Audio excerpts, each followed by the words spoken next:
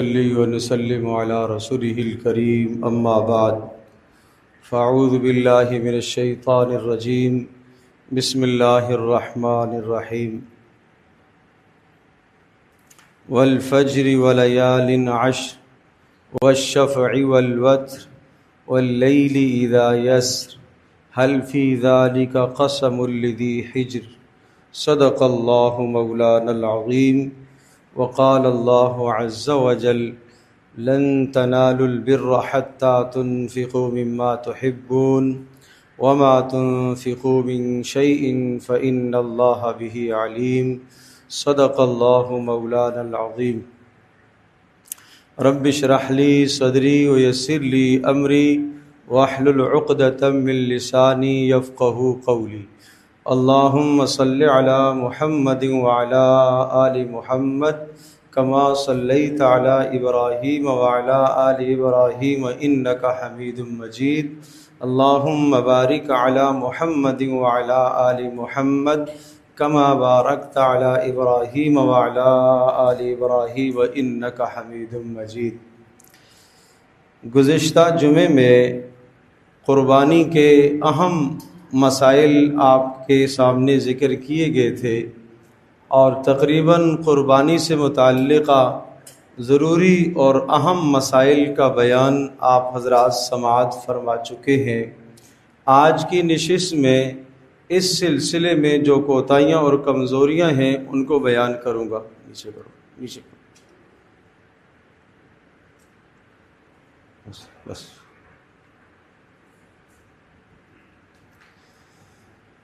آج کی نشست میں اس سلسلے کی جو کوتاہیاں اور کمزوریاں ہیں ان کو انشاءاللہ بیان کیا جائے گا اور ہم کوشش کریں کہ ان کوتاہیوں سے اور کمزوریوں سے ہم اپنے آپ کو بچا لیں۔ سب سے پہلی بات تو یہ ذہن نشین فرما لیجئے کہ یہ ذی الحجہ کا جو ابتدائی عشرہ ہے اس کی اللہ کے یہاں بڑی قدر و منزلت ہے اور اس عشرے کی بڑی اہمیت ہے، اور اس عشرے کا ایک ایک دن اللہ کے یہاں بہت قیمتی ہے اور ایک ایک رات اللہ کے یہاں بہت قیمتی ہے۔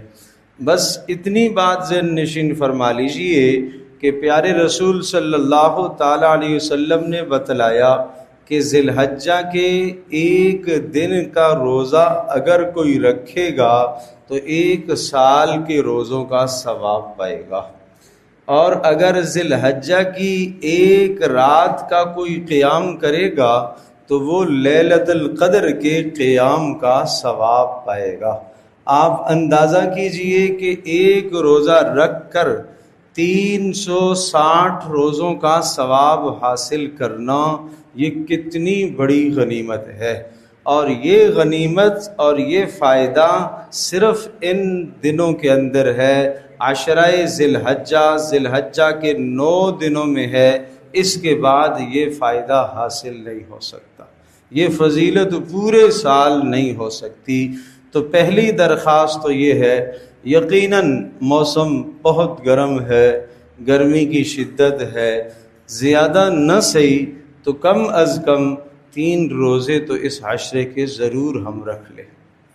پیر کا روزہ، جمعرات کا روزہ، یوم عرفہ کا روزہ، 3 روزوں کا تو لازمی اہتمام کر لیں، اور اگر یہ 3 بھی نہ ہو سکیں تو پھر یوم عرفہ کا روزہ مت چھوڑیے گا، 9 ذی الحجہ کا روزہ کسی بھی صورت میں مت چھوڑیے گا، اس لیے کہ 9 ذی الحجہ کے روزے کا ثواب یہ بتایا پیارے رسول صلی اللہ تعالیٰ علیہ وسلم نے فرمایا انی احتسب علی اللہ ان یکفر السنۃ التی قبلہ والسنۃ التی بعدہ، مجھے اللہ تبارک تعالیٰ کی ذات سے امید ہے کہ یوم عرفہ 9 ذی الحجہ کا روزہ رکھنے کی وجہ سے 1 سال گزشتہ گناہ معاف ہو جائیں گے اور 1 سال آئندہ کے گناہ معاف ہو جائیں گے۔ یہ فضیلتیں پورے سال نہیں مل سکتی آپ کو، یہ یوم عرفہ کے ساتھ خاص ہے، یہ 9 ذی الحجہ کے ساتھ خاص ہے، یہ سب فضیلتیں بعد میں نہیں مل سکتی۔ یہ فضائل کسی اور دن کسی اور مہینے میں نہیں حاصل ہو سکتے، لہٰذا ان فضائل کو حاصل کرنے کے لیے 9 کے 9 روزے ہو جائیں تو بہت اچھا، نہیں ہو سکے تو کم از کم 3 رکھ لیے جائیں، نہیں ہو سکے تو آخری درجہ وہ یوم عرفہ کا روزہ ہے۔ نمبر 2، دنوں کو کس طرح سے گزارنا ہے؟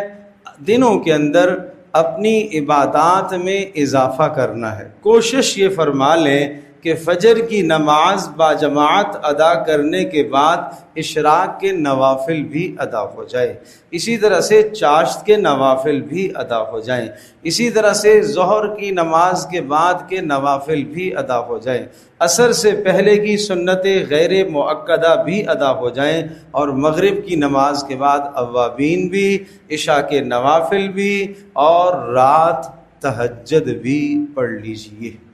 اگر رات کو 4 کام آپ نے کر لیے، 4 کام آپ نے کر لیے تو لیلۃ القدر کا ثواب آپ پالیں گے۔ 4 کام اگر رات کو آپ نے کر لیے تو لیلۃ القدر کا قیام آپ پالیں گے۔ نمبر 1، رات کو باوضو ہو کر تھوڑی دیر تلاوت کر لیں۔ نمبر 2، کچھ نماز پڑھ لیں، 2، 4، 6، 8 رکعتیں نوافل ادا فرما لیں۔ نمبر 3، کچھ بیٹھ کر ذکر کر لیں۔ جس ذکر کی خاص تاکید اس عشرے میں کی گئی ہے وہ ہے سبحان اللہ والحمد للہ ولا الہ الا اللہ واللہ اکبر۔ ان کلمات کی تاکید کی گئی ہے کہ ان کلمات کو اس عشرے میں اہتمام کے ساتھ پڑھا جائے۔ تو رات کو 1 تسبیح ان اعمال کی پڑھ لیں، 1 تسبیح درود شریف کی پڑھ لیں، 1 تسبیح استغفار کی پڑھ لیں، اور اس کے بعد چوتھا کام دعا کر لیں، جم کر بیٹھ کر یکسو ہو کر کم از کم 20 منٹ آدھا گھنٹہ دعا میں اپنے آپ کو تھکائیں۔ یہ 4 کام ہر رات کو کرنے کے ہیں، اس عشرے کی ہر رات کو یہ 4 کام کرنے ہیں۔ کیا عرض کیا؟ کچھ تلاوت کرنی ہے، کچھ نماز ادا کرنی ہے، کچھ ذکر و اذکار کرنے ہیں، اور اس کے بعد دعا کرنی ہے۔ یہ 4 کام رات کے، مگر اس کے ساتھ ساتھ عشاء کی نماز اور فجر کی نماز دونوں کی دونوں باجماعت ادا ہوں گی تو لیلۃ القدر کے قیام کا ثواب ملے گا۔ اگر یہ دونوں نمازیں یا دونوں میں سے کوئی ایک نماز کی جماعت رہ گئی تو پھر لیلۃ القدر کا ثواب حاصل نہیں ہوگا۔ تو پھر ہمیں کیوں اپنا وقت ضائع کرنا چاہیے؟ پھر ہم کیوں اپنا وقت فضول میں صرف کریں؟ پھر ہم کیوں اپنا وقت راتوں کو منڈیوں کی نظر کر دیں؟ میرے پیارے، میرے دوست، میرے جوان، ساری کی ساری راتیں یہ منڈیوں کی نظر ہو جاتی ہیں۔ خریدنا کچھ بھی نہیں ہے، دیکھنے جانا ہے، گھومنے جانا ہے، منڈی میں گھوم کے آتے ہیں، دیکھنے جانا ہے۔ کیوں دیکھنے جانا ہے؟ فرض ہے، واجب ہے، سنت ہے، مستحب ہے؟ نہیں۔ جب آپ نے خریدنا نہیں ہے تو کیوں جا رہے ہیں؟ وہاں جا کے اپنا وقت کیوں صرف کر رہے ہیں؟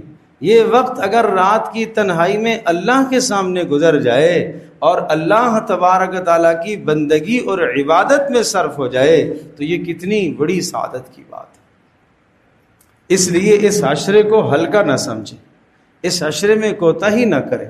تو میں یہ عرض کر رہا تھا کہ اس مبارک عشرے میں جو کوتاہیاں کی جاتی ہیں، آج ان کوتاہیوں کی میں نشاندہی کر رہا ہوں۔ ایک نشاندہی تو یہ ہو گئی کہ اس عشرہ ذی الحجہ کو ہم عام دنوں کی طرح گزار دیتے ہیں بغیر کسی اہتمام کے، جبکہ اس عشرے کو اہتمام کے ساتھ عبادت میں صرف کرنا چاہیے، لگانا چاہیے، اس کو ویسے نہیں گزارنا چاہیے۔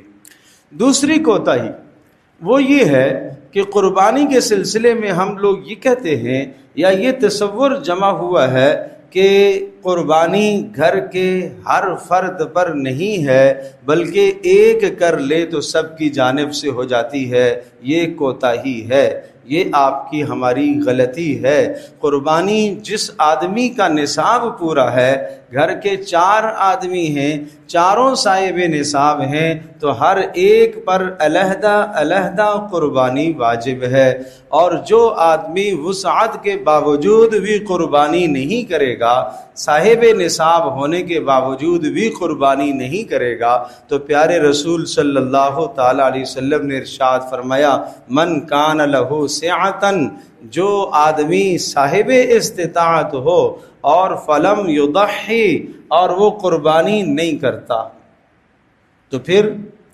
لا یقربن مصلانا، وہ ہماری عیدگاہ میں نہ آئے، وہ ہماری عیدگاہ میں نہ آئے۔ یہ ایسا ہی ہے جیسے کوئی باپ اپنے بیٹے سے کہتا ہے کہ نکل جاؤ میرے گھر سے، خبردار نہیں آنا ادھر تم نے۔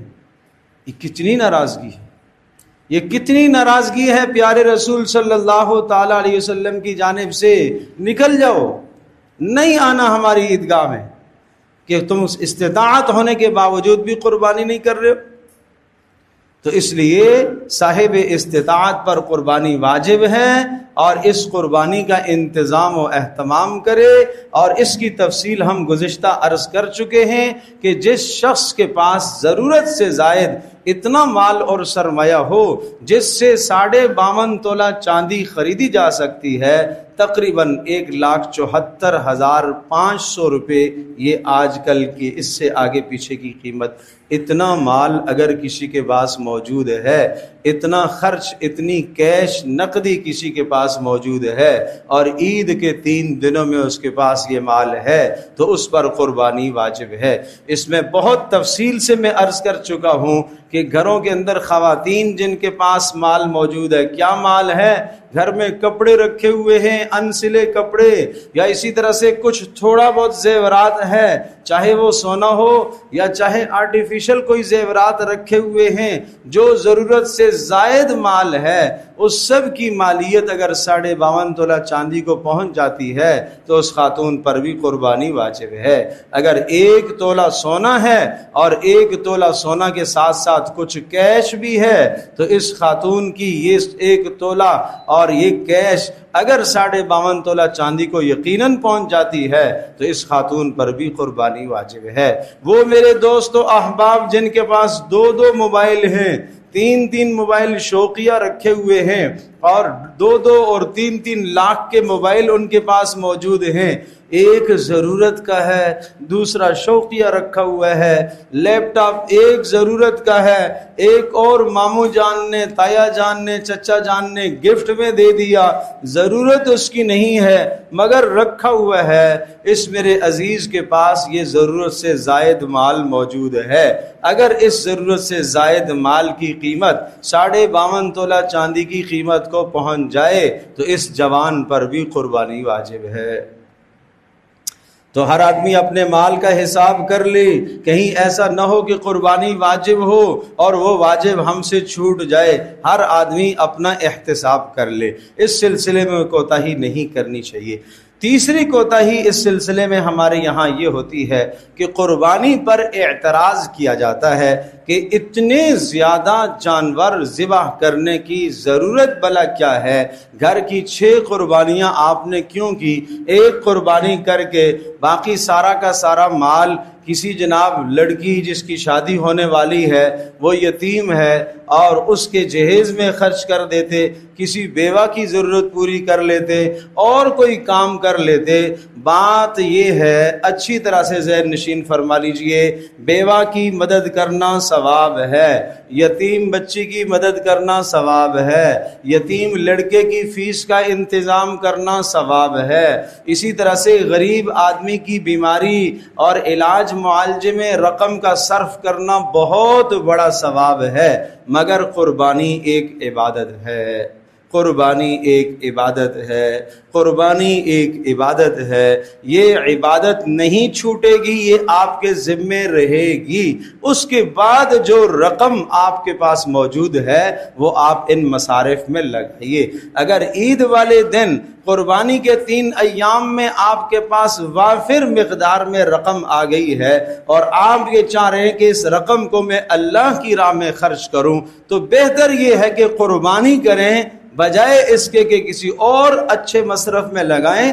ان دنوں میں قربانی کرنا سب سے افضل ہے۔ پیارے رسول صلی اللہ علیہ وسلم نے ارشاد فرمایا کہ ان قربانی کے 3 ایام میں اللہ کے نزدیک جانور کا خون بہانا سب سے زیادہ پسندیدہ عمل ہے۔ اب اس پر میں ایک بات آپ کو سناتا ہوں۔ پیارے رسول صلی اللہ تعالی علیہ وسلم نے قربانیاں فرمائی، آپ نے ہر سال قربانی فرمائی ہے۔ پیارے رسول صلی اللہ تعالی علیہ وسلم نے حج کے موقع پر جو قربانیاں آپ نے فرمائی ہے، 1 نہیں، 2 نہیں، 3 نہیں، آپ نے 63 اونٹ ذبح فرمائے۔ 60 اور 3 63 اونٹ آپ نے اپنے مبارک ہاتھوں سے ذبح فرمائے، اور باقی کہا جاتا ہے کہ حضرت علی رضی اللہ تعالی عنہ نے ذبح کیے تھے۔ کل آپ نے 100 اونٹ منگوائے تھے۔ کس کے لیے؟ قربانی کے لیے۔ اب آپ اندازہ کریں کہ 1 اونٹ میں 7 قربانیاں ہوتی ہیں، تو اگر 63 اور 7 آپ ضرب دیں گے تو 441 قربانیاں بنتی ہیں۔ سوچو تو صحیح، پیارے رسول صلی اللہ تعالی علیہ وسلم نے 441 قربانیاں کیوں کی؟ یہ آپ نے پیغام دیا ہے، مالداروں کو یہ پیغام دیا ہے، اغنیاء کو رسول اللہ صلی اللہ تعالی علیہ وسلم نے یہ سبق دیا ہے، یہ تعلیم دی ہے کہ اگر تمہارے پاس وسعت ہے، پیسہ ہے، مال ہے، دولت ہے، خوب قربانیاں کرو، خوب قربانی کر کے اللہ کی راہ میں یہ خون بہاؤ۔ اور فرمایا کہ جانور کے جسم پر جتنے بال ہیں اتنی تمہیں نیکیاں ملیں گی، اتنی نیکیاں ملیں گی۔ اس لیے زیادہ سے زیادہ قربانی کرنے کا حکم ہے۔ اور چونکہ عید والا دن جو ہوتا ہے وہ اللہ پاک کی جانب سے ضیافت کا دن ہے۔ آپ کو معلوم ہے کہ 9 ذی الحجہ یوم عرفہ ہے، اس دن روزہ رکھنے کا ثواب 1 سال گزشتہ کے گناہ معاف اور 1 سال آئندہ کے گناہ معاف۔ مگر 10 ذی الحجہ عید کے دن اگر کوئی روزہ رکھتا ہے تو گناہ کبیرہ ہے۔ یہ کیا بات ہوئی؟ 1 دن پہلے روزہ رکھا تو اتنا ثواب، اور 10 ذی الحجہ کو روزہ رکھے گا تو گناہ ہے۔ کیوں؟ اس لیے کہ یہ اللہ تبارک تعالیٰ کی جانب سے ضیافت ہے، مہمان نوازی ہے۔ اللہ میزبان ہے تمہارا، اور اس میزبانی میں اللہ نے کیا اکرام کرنا ہے؟ حکم ہے کہ قربانیاں کرو اور خود بھی کھاؤ اور دوسروں کو بھی کھلاؤ۔ قربانیاں کرو اور اللہ کی طرف سے ضیافت کا دن ہے، اس گوشت کو خود بھی کھاؤ اور دوسروں کو بھی کھلاؤ۔ اللہ کی ضیافت کو عام کرو، اللہ کی مہمان نوازی کو تم لوگ عام کرو، یہ حکم ہے۔ اور پھر آپ جانتے ہیں جتنی زیادہ قربانیاں ہوں گی، ان قربانیوں کا سماج پر، معاشرے پر کتنا بہترین اثر پڑتا ہے۔ قرآن کریم کے اندر ارشاد فرمایا وَالْبُدْنَ جَعَلْنَاهَا لَكُمْ مِنْ شَعَائِرِ اللَّهِ لَكُمْ فِيهَا خَيْرٌ۔ یہ قربانیوں کے جانور یہ اللہ کی قدرت کی نشانیاں ہیں۔ لَكُمْ فِيهَا خَيْرٌ، ان جانوروں میں تمہارے لیے خیر ہے، ان جانوروں میں تمہارے لیے نفع ہیں، ان جانوروں میں تمہارے لیے دنیا کے منافع ہیں۔ اب آپ اندازہ کیجئے کہ اس قربانی کے ایک عمل سے جو سال میں 3 دن کیا جاتا ہے، 1 مرتبہ یہ عمل ہوتا ہے، مگر اس سے مسلمانوں کی معیشت کتنی مستحکم ہوتی ہے۔ اس لیے کہ پورا سال جو آدمی جانوروں کو اپنے باڑے میں پالتا ہے بیچنے کے لیے، اس کی معیشت مستحکم ہوئی۔ پھر ان جانوروں کی دیکھ بھال کرنے کے لیے جتنے ملازم ہیں ان کے روزگار کا مسئلہ وہ لگا ہوا ہے۔ پھر اسی طرح سے جب قربانی کا وقت قریب آیا، ان جانوروں کو ایک شہر سے دوسرے شہر میں منتقل کرنے کے لیے گاڑیوں کی ضرورت اور گاڑیوں والوں کا کاروبار لگا۔ پھر اس میں کتنا زیادہ فیول ڈلا، پیٹرول ڈیزل خرچ ہوا، وہ ایک معیشت مستحکم ہوئی۔ اور پھر اسی طرح سے جو ذبح کرنے کے آلات ہیں وہ خریدے جاتے ہیں، فروخت کیے جاتے ہیں، ایک بڑی تعداد کے اندر اس ذریعے سے معیشت لوگوں کی مستحکم ہوئی۔ پھر اسی طرح سے جو چارہ سال میں اگاتے ہیں ان کی معیشت مستحکم، پھر جو چارے کو فروخت کرنے کے لیے منڈیوں میں لے کے آتے ہیں، پھر وہ لوگ جو منڈیوں کے اندر جانوروں کو کھڑا کرتے ہیں اس کے پیسے، پھر آگے دیکھیے کٹائی کے، کاٹنے کے، ذبح کرنے کے، پھر اس سلسلے میں ٹوکریاں، اس سلسلے میں چٹائیاں، ارے قربانیوں کے کتنے لوازمات ہیں، کتنے لوازمات ہیں۔ پھر آپ اندازہ کیجئے اس کے بعد جو کھالیں ہیں وہ کن کن مصارف میں صرف ہوتی ہیں، دینی مصارف میں صرف ہوتی ہیں۔ سال میں ایک بہت بڑا بجٹ مدارس کا ان کھالوں کے ذریعے سے بنتا ہے اور دین کی نشر و اشاعت ہوتی ہے۔ تو غرض یہ قرآن کہتا ہے اس میں تو تمہارے لیے منافع ہی منافع ہے، تو ایمان لانا پڑے گا کہ اس میں واقعتاً منافع، دنیا کے منافع بھی ہیں، اخروی منافع بھی ہیں، دنیا کے منافع بھی ہیں، اخروی منافع بھی ہیں۔ پھر یہ شعائر اللہ ہیں، یہ اللہ کی قدرت کی نشانیاں ہیں۔ جب یہ اللہ کی قدرت کی نشانیاں ہیں تو آپ دیکھیے پورا سال جانور کتنے اس موقع پر کٹتے ہیں، کروڑوں کی تعداد میں جانور ذبح ہوتے ہیں، اگلے سال اتنی تعداد میں اور موجود ہوتے ہیں۔ کبھی ایسا نہیں ہوا کہ جناب منڈیاں بالکل مکمل طور پر 6 دن پہلے خالی ہو گئیں اور کوئی جانور مل ہی نہیں رہا۔ نہیں، اللہ کا نظام ہے، یمحق اللہ الربا ویربی الصدقات، اللہ حرام کو گھٹاتا ہے، صدقے کو اللہ بڑھاتا ہے، صاف ستھرے مال کو، حلال مال کو اللہ بڑھاتا ہے، حرام مال گھٹتا ہے۔ آپ دیکھیں حرام جانوروں کے بچے بھی زیادہ پیدا ہوتے ہیں مگر تعداد میں پھر بھی وہ کم ہیں، حلال جانوروں کے بچے بھی کم پیدا ہوتے ہیں مگر تعداد میں یہ زیادہ ہیں۔ کیوں؟ یہ اللہ کی قدرت کی نشانی ہے۔ اللہ نے اس سے ایک بات سمجھائی ہے کہ تمہیں یہ مشاہدہ کر لینا چاہیے کہ حرام مال وہ گھٹتا ہے، حلال مال بڑھتا ہے۔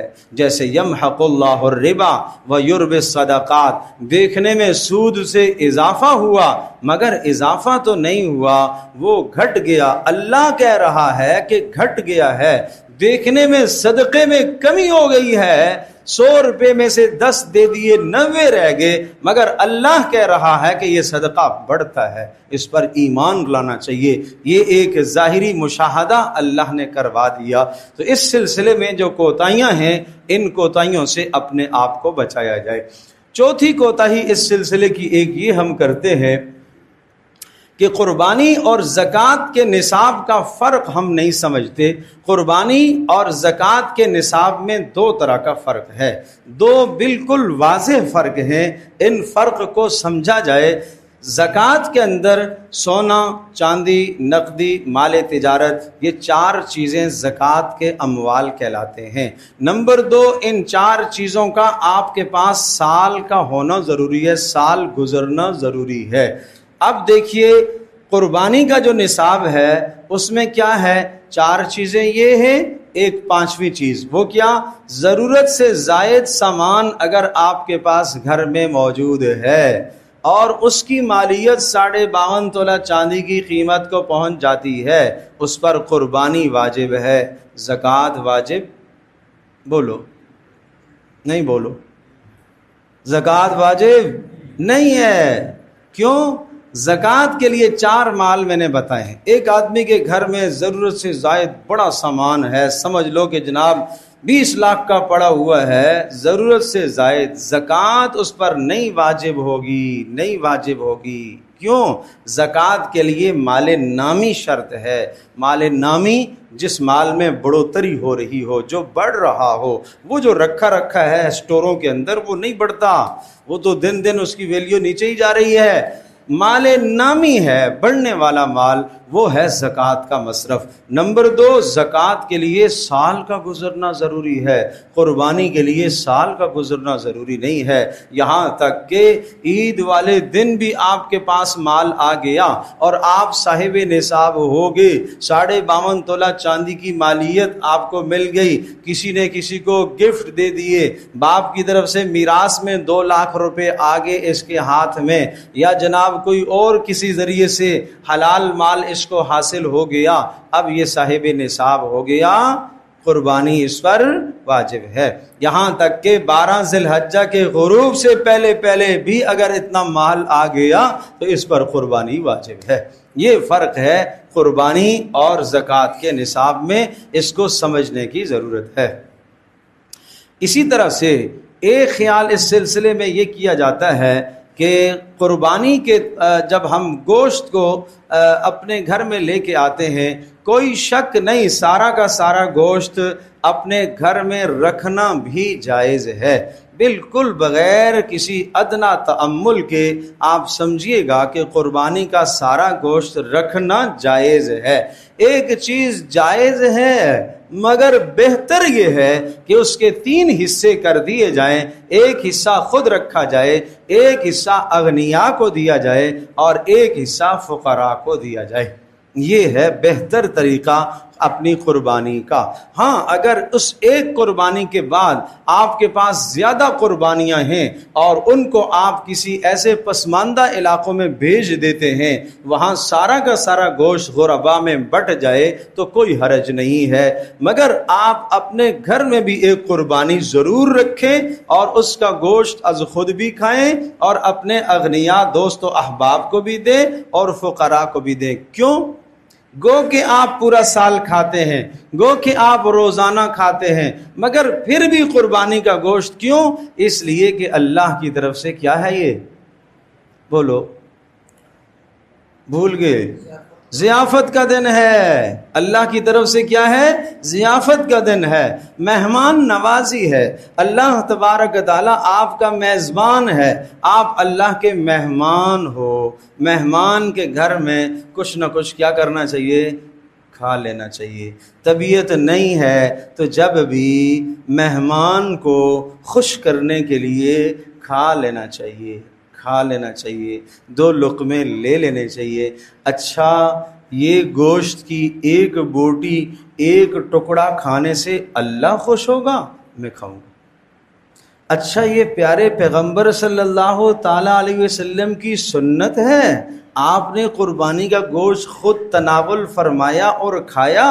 ہاں کھایا، یہ رسول اللہ کی سنت ہے، بس میں یہ ادا کروں گا، اس سے اللہ خوش ہوگا؟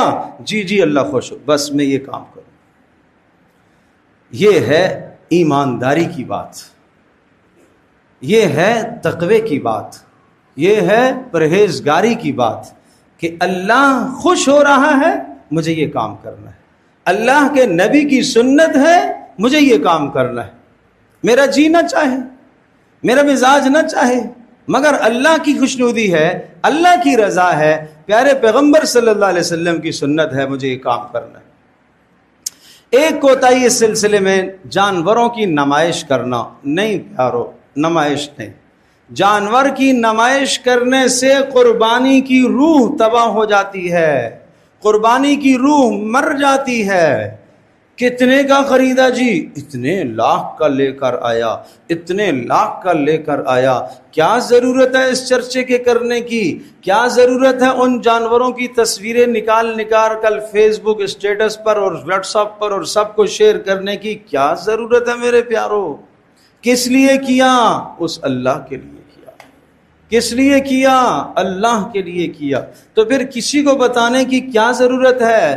پھر اس کی نمائش کرنے کی کیا ضرورت ہے؟ پھر گھر کے باہر اس طرح سے باندھنا تاکہ سارا مجمع آ کے دیکھے، ارے کیوں ایسا کر رہے ہو؟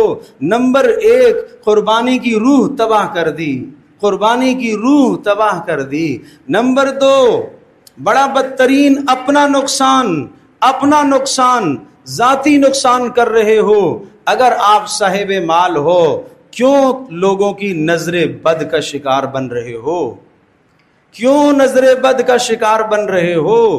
کل جب کاروبار کو نظر لگی، آپ کے مال کو نظر لگی اور جناب آپ کاروباری اعتبار سے کمزور پڑ گئے، تو پھر شیطان تمہیں وسوسے ڈالے گا، کسی نے جادو کر دیا، فلاں نے یہ کر دیا، فلاں نے یہ کر دیا۔ یہ نہیں سمجھے جو گزشتہ سال کیا کیا تھا، نمائش کرائی تھی آپ نے اپنے جانور کی، یہ اس کا نقصان ہوا ہے، یہ اس سے نظر لگی ہے، اس سے نظر بد کے اثرات مال پر پڑے ہیں، گھر پر پڑے ہیں، گھر کی تباہی ہوئی ہے، مال کی تباہی ہوئی ہے۔ کیا ضرورت ہے پھیلانے کی؟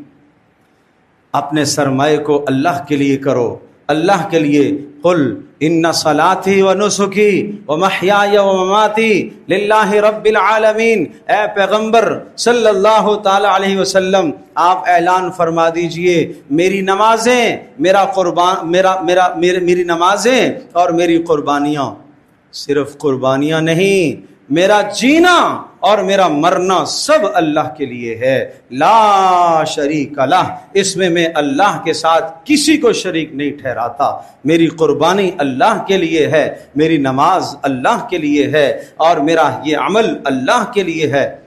آج ہم یہ کہہ دیتے ہیں جناب اللہ تو نیتوں کو جانتا ہے، نمائش کرو دبا کر اور اللہ کی خلاف ورزی کرو دبا کر، سنت کے خلاف کرو اور قربانیاں کرو اپنی مرضی سے، اور کہو اللہ نیتوں کو جانتا ہے۔